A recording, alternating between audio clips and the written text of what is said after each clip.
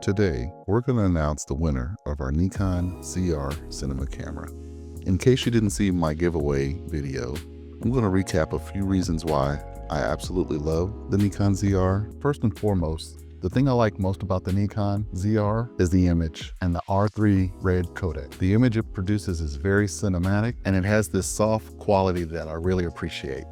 Since this was the first time that I've edited R3D raw footage, I was very impressed with the flexibility and how easily it graded. The next thing I liked about the Nikon ZR is all of the codecs, resolutions, and frame rates. I really enjoyed the flexibility of shooting in 6K and being able to crop more in post.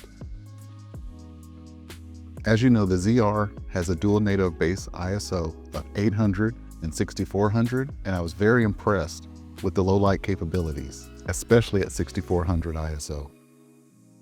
One huge benefit of the ZR is its 32-bit internal recording for audio. As a wedding videographer, I always shoot in 32-bit float, so it was great to be able to do this internally. One game-changing feature of the ZR is its 4-inch screen. It definitely made it difficult to go back to my old cameras after using the ZR screen. I put the ZR through many overheating tests and not once did it ever overheat, which is very surprising considering the codecs, resolutions, and the fact that it has no fan. I was super impressed by the autofocus of the ZR, especially for someone coming from Sony. Although I will say, at its default settings, sometimes the autofocus will get frantic, but once I dialed them in, the performance was near flawless. One great thing about the Nikon ZR is its Z-mount. This allowed me to use the Megadap adapter to utilize all of my E-mount lenses, where 95% of them perform flawlessly. I used the YouTube random comment picker to select the winner.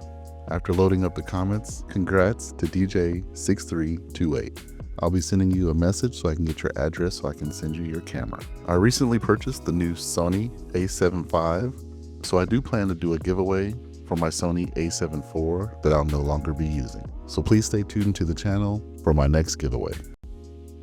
Next, we're going to talk about some of the things that I did not like about the Nikon ZR and why I'm going to be giving this camera away. First of all, as a wedding and sports videographer, I just can't deal with the huge file sizes of the R3D footage.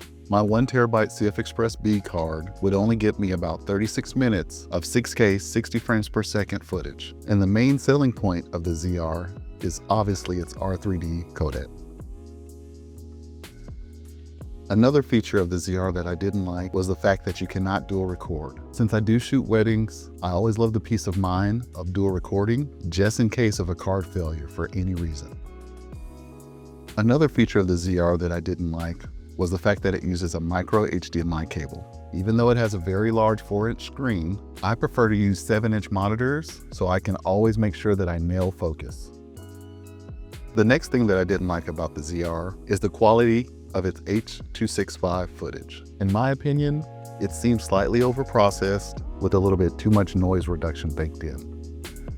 And the last thing that I didn't like about the Nikon ZR was the fact that it did not have anamorphic V-squeeze. As someone who does use anamorphic lenses, this would have been extremely helpful for those times where I don't use a monitor. If you found this video helpful, please consider subscribing and make sure to check out my next video.